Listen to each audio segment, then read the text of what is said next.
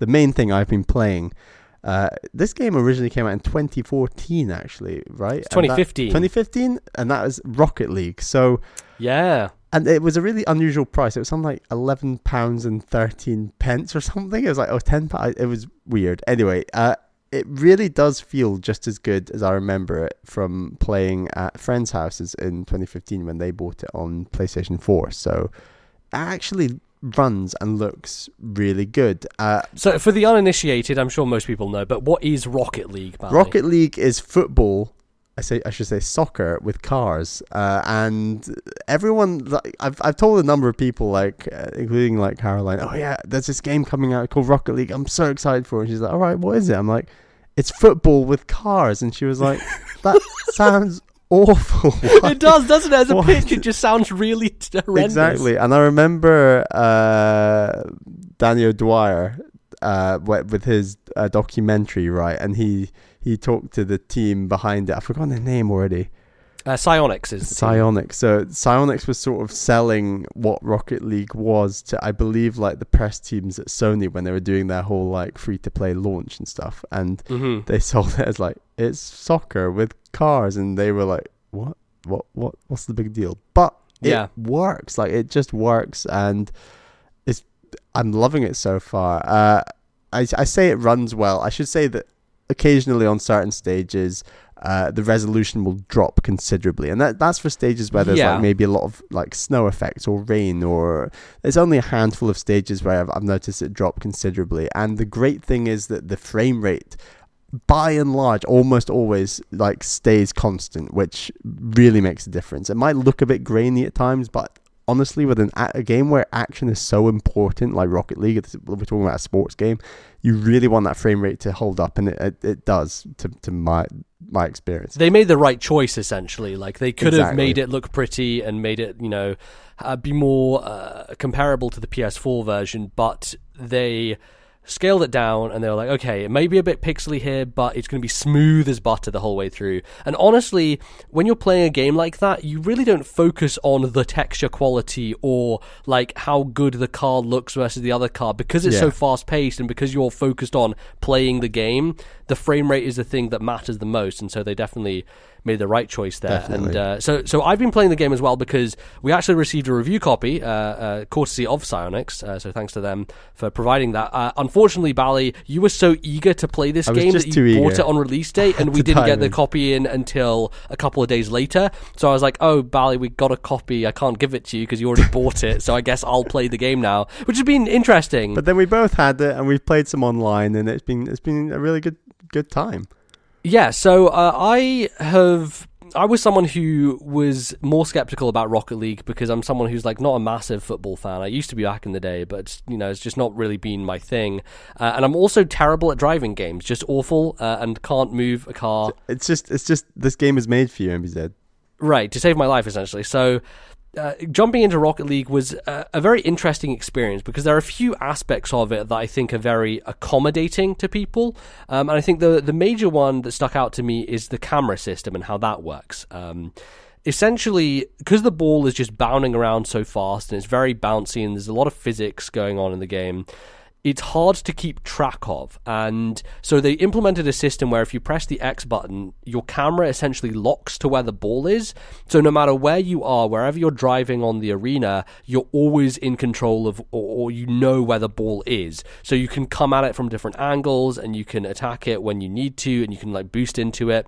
The problem with that is that sometimes it changes the controls. So like when you're looking, you're like driving towards the camera, essentially, your kind of the way you move from left to right is different from what it should be in your head. It's kind of like a mirror kind of reverse thing going on. The controls never actually change. So if you just think of it in that way. So you're right. If you're focused on the ball, but the car is driving towards the screen, you're turning left to go right on the screen. But actually, if you imagine you're in the other camera view, which is what happens when you press X, so you look behind the camera and you're essentially third person looking at the car. Then a left will be a left. But yeah, I was personally okay with that, and like just working out. The only time I found it to be an issue is when I start driving up a wall, because that really messes me up. And more often than not, I just end up on the ceiling and like then just fall to the ground from the ceiling, which is really, really bad. But so I've kind of tried. I don't know how you've been doing with the camera, but I've kind of tried to switch it so that when I'm trying to go for a goal, I'm trying to head on hit the ball, I'm turning that camera off, because otherwise when you're trying to dribble it or whatnot, because your camera is moving to where the ball is, and if your dribbling is slightly off, it will maybe decenter you from where you want to be, as opposed to being like straight onto it. So that's what I've been kind of toggling between them. I don't know if you've been trying the non-locked on mode. I'm actually in the camera that locks onto the ball 99% of the time, because I've just sort of trained myself that that's how I play the game, and I'm almost in my head visualizing the arena and reference points in my head of where I think the ball is going in terms of like defending my own goal and stuff. So when the only time I switch out of that camera is when I want to run over a boost pad. So there's like sort of some boost pads give you like 10% boost and others give you 100% boost. So I will. They're like the ones in the corner of the arena mainly. Exactly. So I'll frequently just turn the camera to look behind my car, and I'll look for a 100% boost pad, go over that, and then swap straight back to the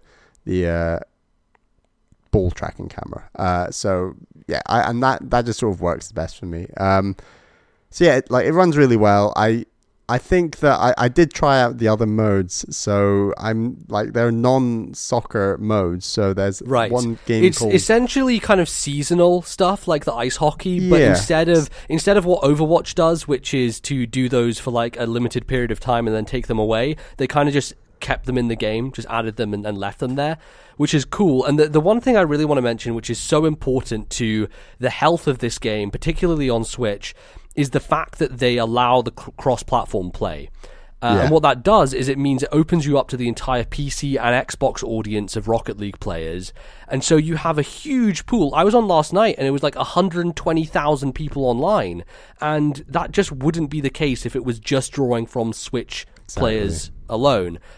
So it means that some of the lesser played modes, despite the fact that there may be only 500 or 600 people playing, that's a significant amount and enough to where you can easily jump in and still get a game on one of those modes. Whereas in other games, sometimes it gets to the point where, like even playing some Titanfall late in the game when it had been out for a while, it was even hard to just get a match in some of these different modes because there weren't enough people there, and there weren't enough bodies to fill the servers, essentially.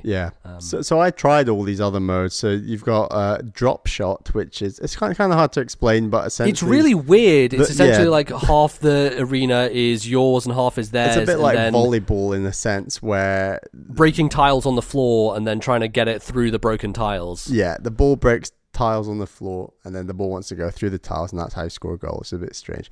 Ice hockey, it just replaces the ball with a puck. I don't actually think there's any ice physics with the driving. No, it didn't feel like it. Which is a good thing, personally, because the number of times video games just go for ice and slippy movement, and this happens all the time with like Mario.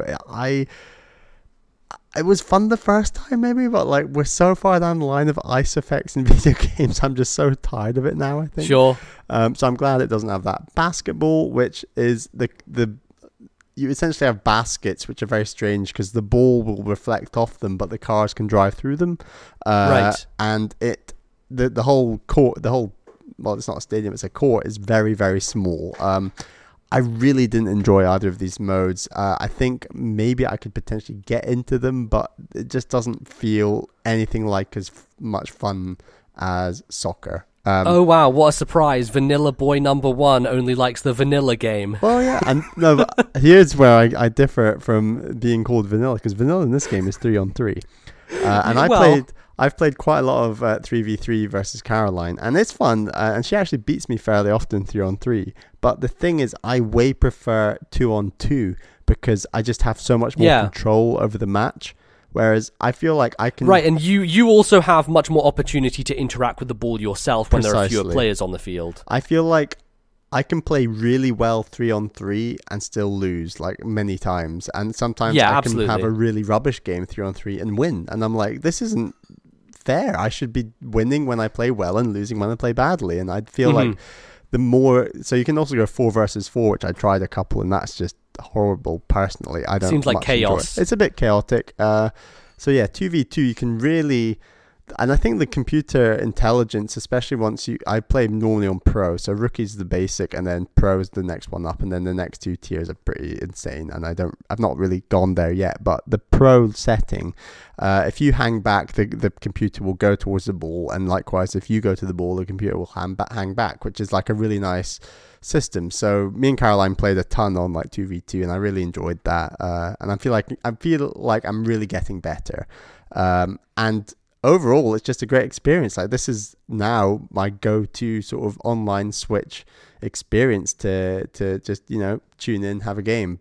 Having said that, the next one after that is Splatoon 2, and we know that there's a ton of stuff coming to Splatoon 2. So yeah, big updates. I haven't actually jumped back into it yet, but I know there's lots of new stuff. If it hadn't been for all that extra new stuff for Splatoon 2, I think Rocket League would by some way be my go-to, just because I really love that formula. And it's not a huge game, there's not a ton of modes, but there's enough modes, and it's a really standard sports game essentially. I know that there's a career mode. I've not tried it yet. I don't know if that's like how that works or whether it's online. I imagine it's just playing against bots, a lot of it. I haven't tried it either. Yeah, and I imagine they just get gradually better. But I mean, there is a really good tutorial mode. I'd enjoy more stuff in this game that helped you more with tutorials and like spiking the ball out of the sky. And yeah, how are you finding the goals. kind of aerial stuff? Because that seems the kind of next barrier to breach with me for Rocket League. Is right.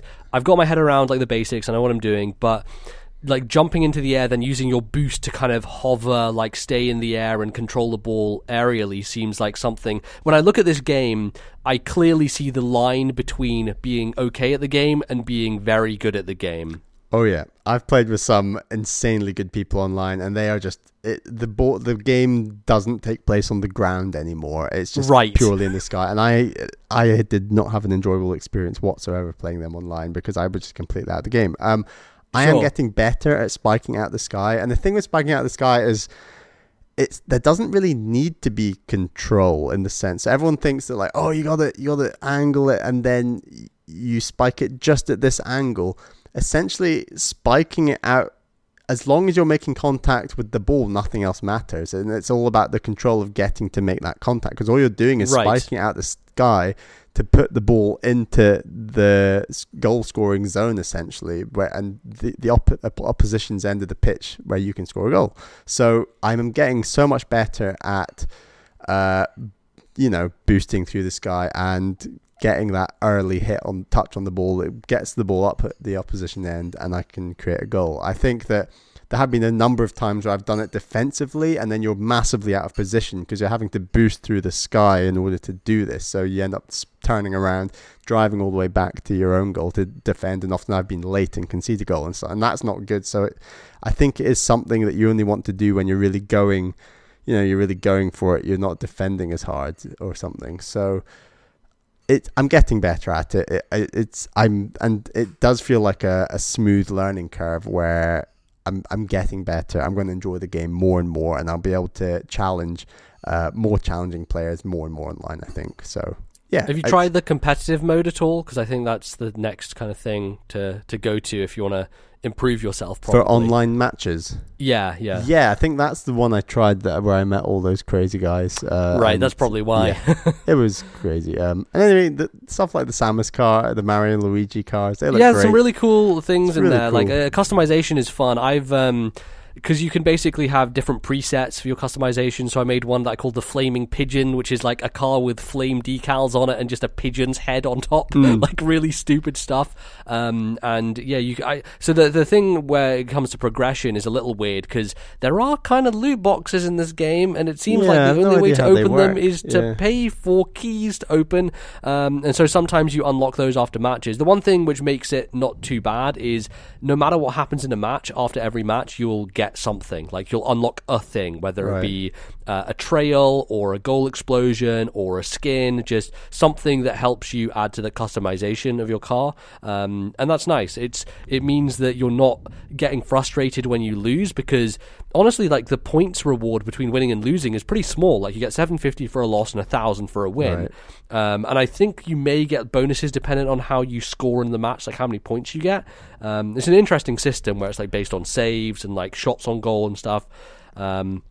So yeah, I think they've got a good idea for progression in there, that is not super based around like this loot box stuff, even though they've kind of added it in there. I like how you can't customize the Nintendo car. But there's one item you can get which is like the Game Awards trophy. It's sort of like it's almost like a bent over angel sort of thing. Right, yeah. And I like how it'd be funny if you could put that on like the Mario Kart as like, right, Mario Odyssey should win Game of the Year, and all this, and just by wearing it on the car. But Nintendo being like, nope, you can't customize Nintendo cars. We're not putting all these other things and country flags and like video game developers stickers on the cars. So I made a really stupid car, which is like a monster truck with like pink stars on it and a wizard's hat, and then it has the Indian flag as its thing. So it's like the dumbest fucking thing. Yeah. But it's great that the game allows you like that flexibility to be stupid. Yeah, with it's cool.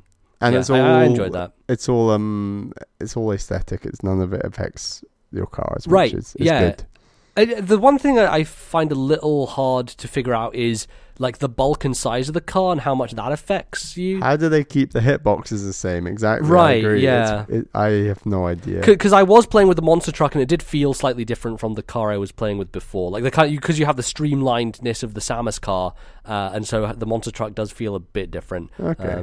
So maybe there are differences there. It's hard for me to really say as someone who's not very familiar with how the game works. But I think the last thing I'll say about Rocket League is, even if you're bad at the game, which patently I am bad at the game, it's very clever in the way that when you get that one moment where everything aligns and you smash the ball through the air and you get an incredible goal, it feels amazing. Like there's this real fantastic satisfaction, not only in like, the rumble is great and stuff, but the explosion of the goal, how everyone flies out from it. There's some really good attention to detail paid in the animation department and the kind of sound department to make that achievement feel like a really great thing when you finally hit it. And I feel like even if you're very bad at the game, the way that the game is made up, you can actually massively influence the game just from the smallest thing. And what I mean by this is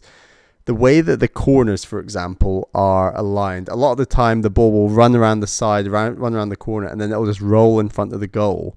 And regardless of how good you are at making contact with the ball and getting it to go at the right angles and things like this, as long as you can just make sure your timing is right to charge at that ball when it's rolling in front of the opposition goal, you can score a goal even if you're not really good at the game. And like the skill comes from a lot of the other stuff and those things, but if you can get the basics right, you can still really make a difference to your team and win the match. And like that's a very satisfying thing to do that makes it more appealing to pick up and play. Yeah, absolutely. I have, having said that, had multiple times where I just boost my way into the back of the goal and completely whiff on hitting it. It's still tricky, but it's like a good first step. Right, but I mean, that's where the satisfaction comes from, is the one time where you do hit it and you're like, oh fuck yeah, that was awesome. I want them to try and implement the video recording feature as soon as possible into this game, because there have been some goals where I'm like, oh shit, that was awesime, but I can only take a screenshot right now, which is a little disappointing. But I'm sure they'll get there. I'm sure they'll keep adding and making this game better. And I think the one thing that we should say probably most of all is that this coming out now on the Switch is like, it's better than ever because there are so many people playing it. It's still a very active community, and you have all these other modes which just didn't exist when the game launched. Like it's just a much more varied, more wide variety of stuff that you have available to you right out of the box, which is just fantastic. So